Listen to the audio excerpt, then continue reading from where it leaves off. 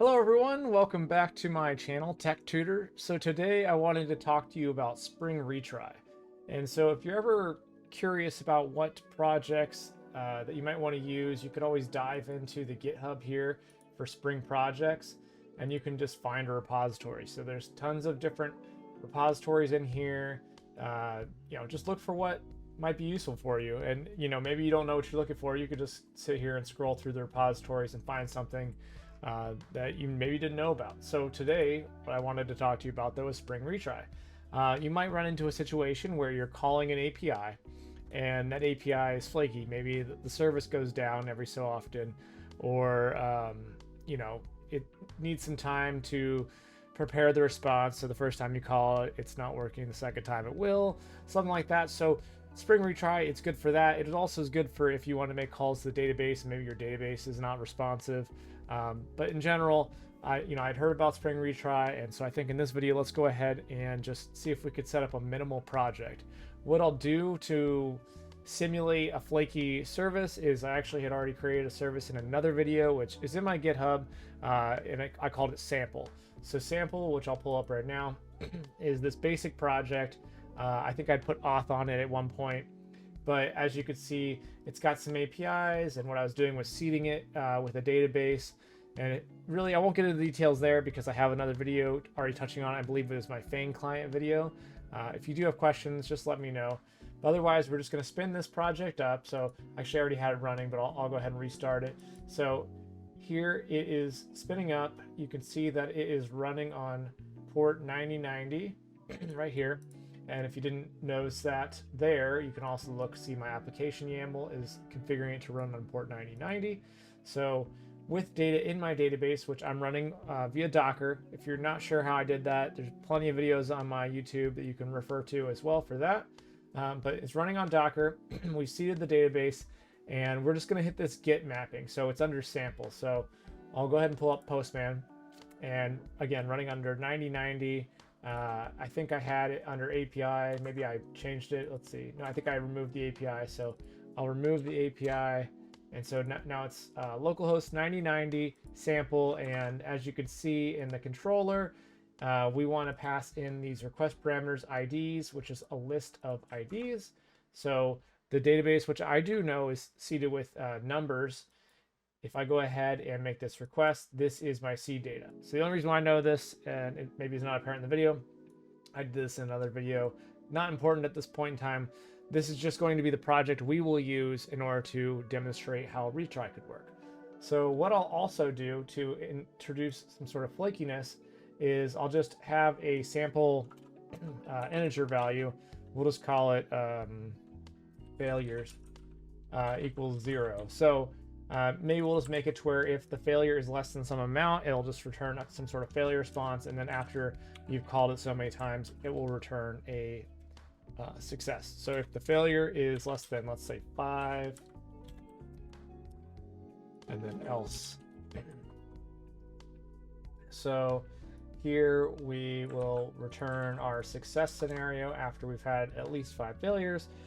In order to simulate this, let's go ahead and increment failures every time. And then otherwise, let's return a failure. So we'll just call it failed response as the message. And it can be any failure, because in Feign clients, if you don't get a 200, or at least the 200 series, it's going to consider it as an exception. And you can do a lot more configuration with that. But for this example, let's just call it a bad request. Or maybe let's say it's a server error, because it's more likely to be a server error if it's flaky. Okay, so it's going to return that server error until the threshold is above 5. And so I'll go ahead and stop this and restart it.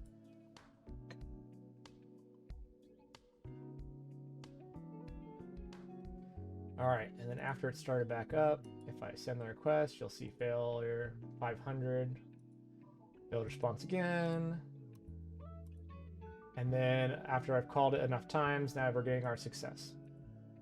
So I'll go ahead back in here and stop this again. And now we have our initial setup ready. So let's go ahead and generate a project for us to do Spring Retry in. And what we're going to need is most likely Feign. So we can call it via Feign, which if you're not familiar with Feign, I also have a video on that already, but we'll still kind of dive into it a little bit here. So over here in Spring Initializr, let's go ahead and just call this Retry. And we'll also just call this Retry. Okay, so example retry. What I said is let's go ahead and have Spring Web. Spring Web will make sure that this runs on a port. So when you go ahead and kick it off, it'll automatically spin up on 8080 unless you change it to a different port. And then let's also do OpenFeign. OpenFeign, so that way we can use the Feign client to call that other service that I have running that is pointing to the database. And then we will go ahead and look at what we need for retry from the GitHub. So I'll generate that. All right. And then for the retry, I'm just moving it to a folder, which you can't see because I'm on the other monitor, but I'm moving it to a folder that I usually use for all these projects. And then I'm going to extract it.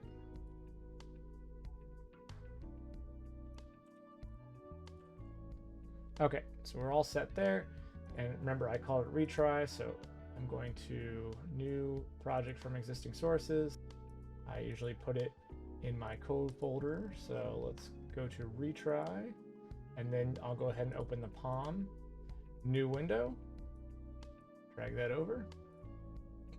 All right, so as that's populating, you'll see that from Spring Initializr, which is one of my favorite tools, you haven't seen me use it in other videos, it generated this project.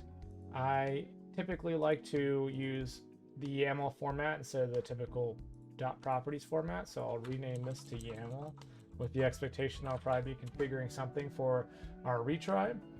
If I go to this application, the Spring Boot application file, you can actually just go ahead and right-click Run, and you'll see that it'll spin up on 8080. This is because of Spring Web. And there you go. You see it's running on 8080. All right, so I'm gonna go ahead and stop that. And let's go ahead to the next part. So after we're done with Spring Initializr, let's move that over. Let's go ahead and actually set up OpenFeign first. So with OpenFeign, which we already have in here, you can see here that on this page in the Spring Boot documentation, or rather it's the cloud documentation, here you can see that you do need the enable Feign clients annotation. This will enable your Feign clients. So let's go ahead and go back to our project. They're just putting it in the application class. You can put this in a configuration class, but for simplicity, we'll just put it here. All right, and back to here. So for a basic Feign client, if you haven't seen my other video, you just annotate your interface class with Feign client, and then you are essentially putting the path. This is the path after you give the base URL. So let's scroll down here. There's another place where it's likely going to tell us how to configure it. You can do a configuration class.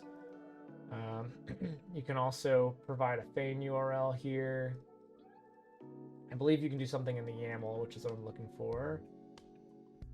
Yes, okay. So you can actually see here in the YAML, there's all kinds of configurations that you can add.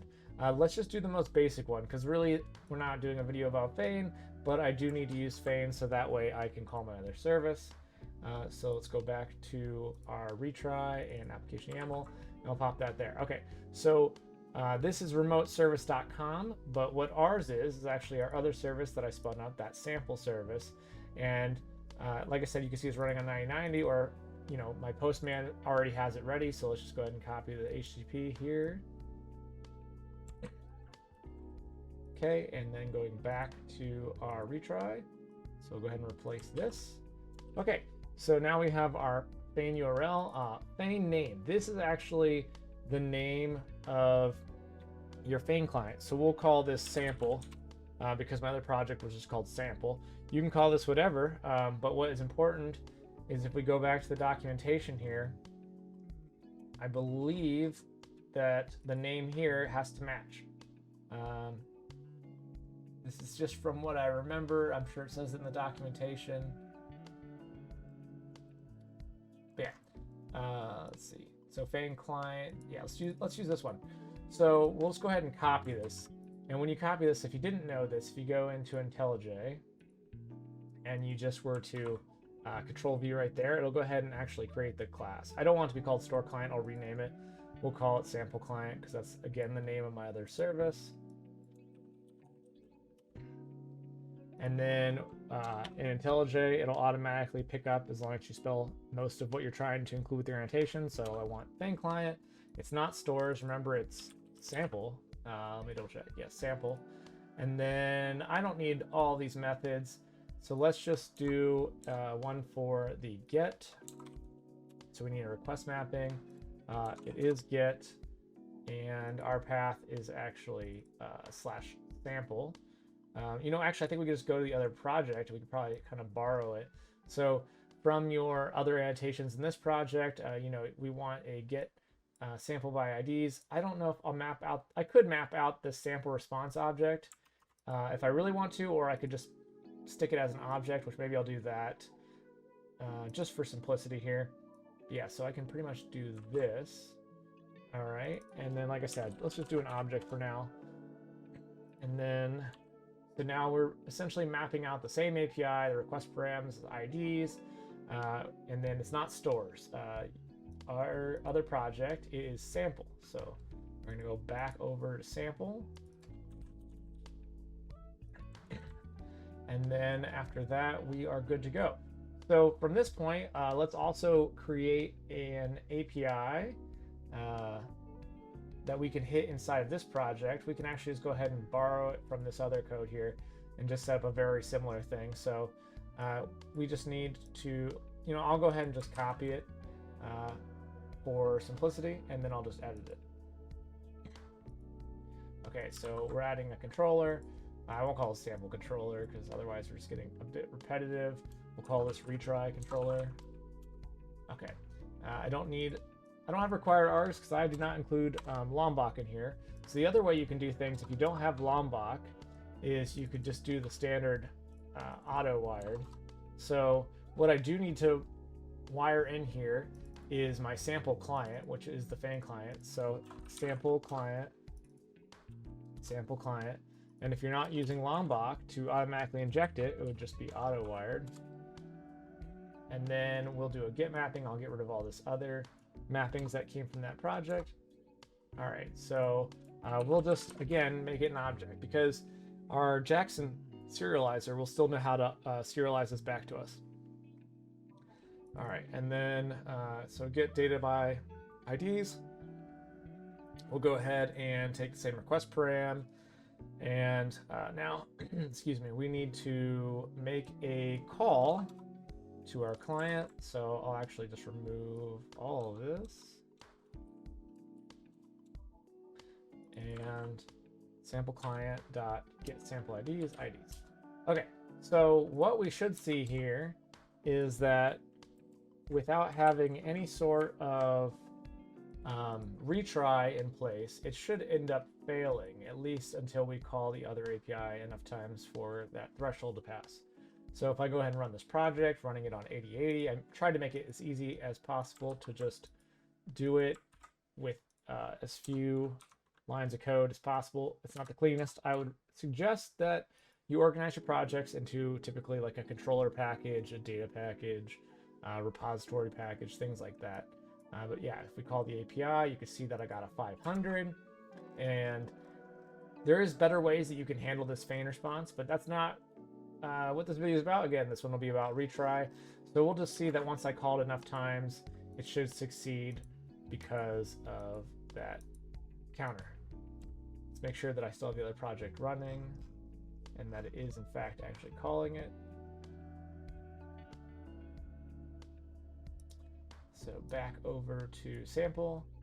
Oh, yes, it's also 500ing. That's the one misleading fact, is that you don't necessarily have to have a 500 because of the service. You could also have a 500 because it can't call the service. Okay, so now that it's running, let's try this again.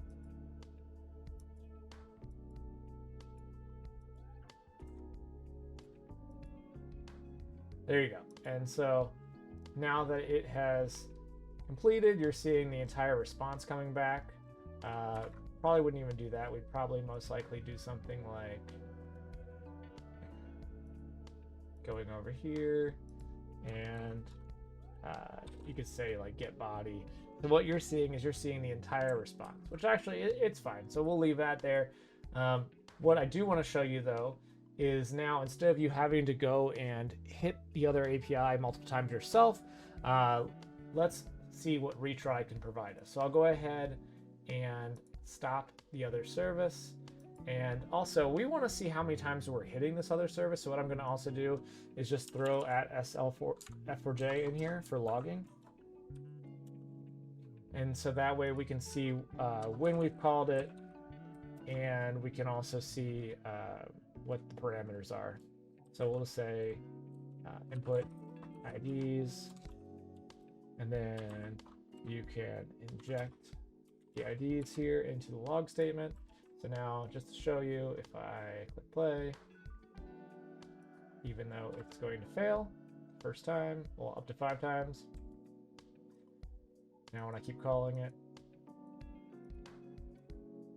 you'll now see the 5 times. 1, 2, 3, 4, 5, 6. Looks like 6 actually, which makes sense because we said once it's less than 5. So once it hits 6, it actually ends up going to the success stage. Okay, so now I'll go ahead and stop this again. And now let's go dig into Retry. So over here, if we look at GitHub and Spring Retry, let's just see what the minimum amount of code is that we need. So here's a declarative example. It looks like we do need to at least add the enable retry. I don't think I actually even include this project yet. So let's also include it. So let's open this POM file to see what the dependency is that we want. All right, while that's opening, back in our retry project, we're just going to go to the POM file because what we're going to do is include it. So essentially, we're going to probably include something that's from the Spring Framework group and artifact ID. Let's just see what they've got. So it is, let's see, it's this. So it's org spring framework.retry and then spring retry. And there's a revision. But the nice thing is that if you're using the parent, which is Spring Boot Starter, this will automatically have versions for a lot of these Spring libraries that you can include.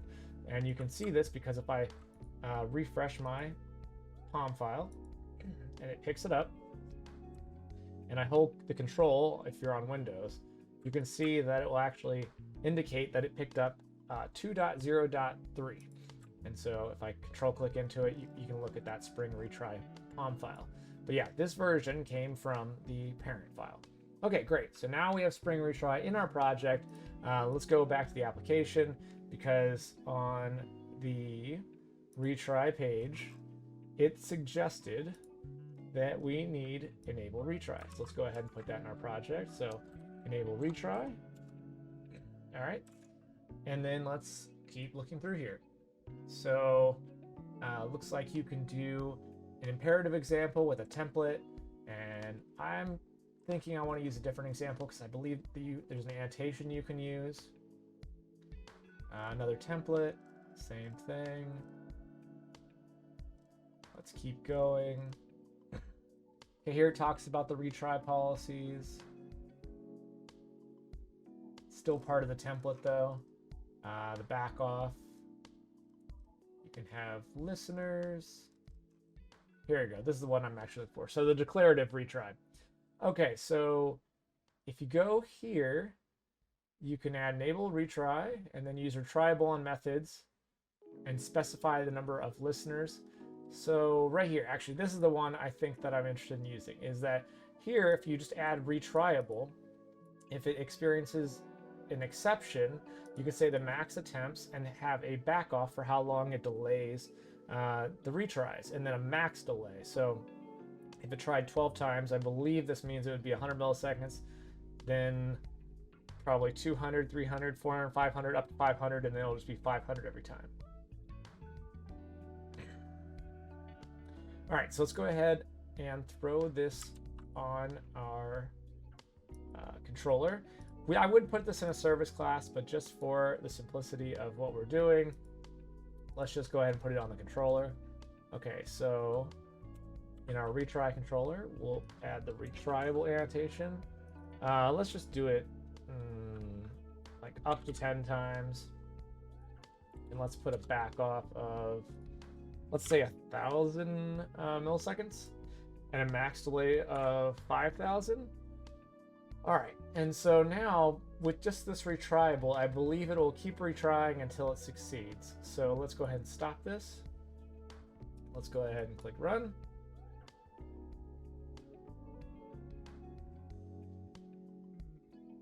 All right, and now that this is running, let's make sure that we restarted our sample application. Nope, it is not running, so let's go ahead and start it. So that way now we expect at least 5 failures. All right, and then we'll go ahead and kick off to our retry application. So it seems like it's still kind of churning. This is most likely because we put at least a second wait. So let's go back and look at sample. Oh, you can see the requests are coming in. There's the first one at 9. There's one at, let's see, was that 9? Yes, 9. There's one at 12, then 14, then 18, then 23, 27. Looks like they're getting spaced out. I believe it should have been a second based on what we were putting in there, but let's see. Could be because of latency. So let's see, 2 seconds. That's 4 seconds, 5 seconds. I'd have to look at the documentation to totally understand the spacing, because I would have anticipated it to be adding a second each time. But let's go back to here. Oh, you could see it succeeded. So on our side, it retried until it succeeded. Now, it would not necessarily do that, you know, depending on what service you're calling. Because what we did is we said it could have up to 10 retries, and then it's got this back off, so that way you're not just spamming the service you know, over and over in a short period of time. You get to at least put the delay. Again, let's take a peek at the documentation, see if there's anything that tells us more about that. So let's go back off. So it should be back off policies. There's also exponential back off, which I'm not sure if that's what it used.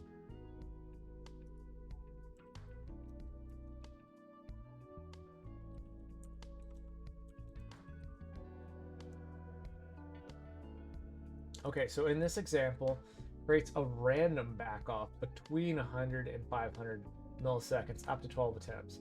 So that's why. It's because in this particular example, it's a random back off between 100 and 500 milliseconds. So that's why. It's a random back off between the delay and the max delay. I think the exponential back off would allow you to actually start growing how long, probably in a more predictable fashion, but at least the documentation does tell us why that happened. All right, and so that gives you a quick rundown of retry. You can see how it worked. It allowed us to have that automatic retriability, so that way we're not having to kick it off again ourselves. So that way if you had something that kicks off, you want to try to ensure that if there's network latency issues or anything else going on, you just add this annotation. It's as simple as that. I would probably add it to a service class though, and then you could do this for any method. I believe you could also do this for the database. And if you go back to the documentation, I think they probably will talk about how you can even customize it to be handled with certain exceptions. Yeah, here how you can say I specifically want to handle the remote access exception, and then when I get a remote access exception, I want to recover with this particular recovery method. And it looks like you can probably split them off into different recovery methods. Yeah, so I would just read this documentation if you've got something more complex than what we just walked through. But what I wanted to show you is this is how I just look at the documentation, look at the different GitHub repos for Spring, and figure out a new project that I might want to use. So hopefully me walking through this helped you out, and that you have an idea of how you could just do the same thing for any of these libraries that you're interested in using. And it's really not that hard. I would definitely suggest using Spring Initializr to help you generate projects, because it's probably one of the greatest tools for starting a new project. And this is just a little refresher on OpenFeign. And again, going back in here, if I take a step back to the Spring projects, like I said, you can just go ahead and look up tons of projects in here that is created by the open source community and find something that might be useful for you. So if you like this video, please take a moment to like and subscribe. And if you have any questions or if you want to see me cover any other topics, let me know in the comments. Thanks.